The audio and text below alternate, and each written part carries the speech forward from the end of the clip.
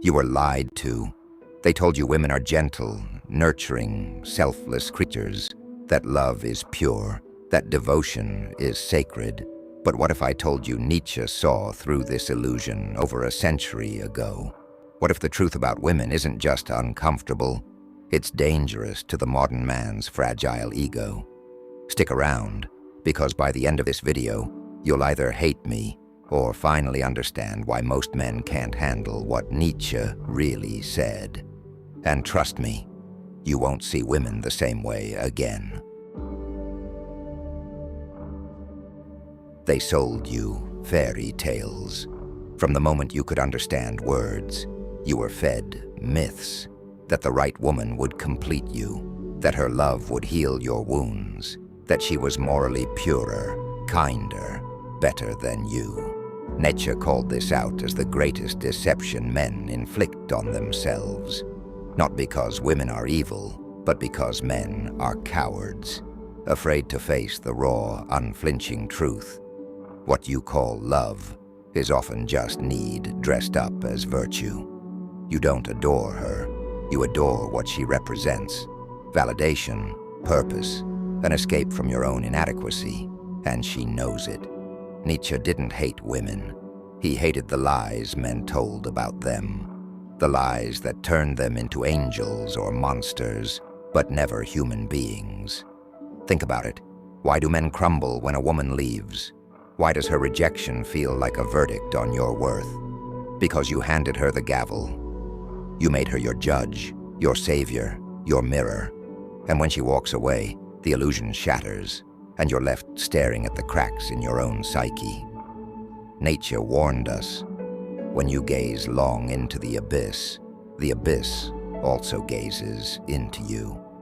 But men today, they'd rather gaze at their own reflection in a woman's eyes than confront the abyss inside themselves. Here's the brutal truth you've been avoiding.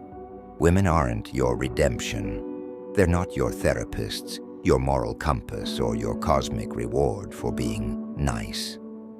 They're players in a game older than civilization, a game of power, survival, and calculated influence. While men were busy building empires, women mastered something far more subtle, the empire of emotional leverage, not because they're manipulative by nature, but because history gave them no other choice. No swords, they wield silence. No authority, they perfect persuasion. And modern men, they're still blind to it, because admitting it would force them to admit they've been the ones being played. You say you love her, but what you really love is the way she makes you feel. Seen, chosen. Enough. That's not love. That's addiction. And like any addict, you'll rationalize, bargain, and debase yourself to keep the high. Nietzsche saw this centuries ago. The demand to be loved is the greatest of all arrogant presumptions. Yet men still kneel at the altar of female approval, begging for scraps of affection, calling it devotion. But here's the question no one wants to ask. What if she's not your salvation, but your test? A test most men fail because they'd rather worship than see. Let's shatter another illusion, the myth of female innocence. Nietzsche saw through it first, that wide-eyed gaze, the gentle touch, the way she seems to dissolve into vulnerability. You call it purity. He called it power. Because while men are out here flexing muscles and wealth, women mastered the art of strategic surrender. They don't conquer, they invite conquest, and in doing so, dictate the terms. Think about it. Who really controls intimacy? Who sets the pace of commitment? Who holds the power to devastate you with a single cold glance? You call her emotional. Nietzsche would call her a tactician of the heart. And here's where modern men implode. They mistake a woman's adaptability for weakness. They see her empathy and assume it's submission. Big mistake.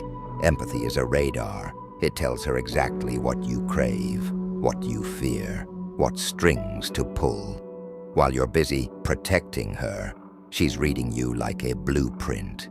Nietzsche warned us, in revenge and in love, woman is more barbaric than man. But this isn't about revenge.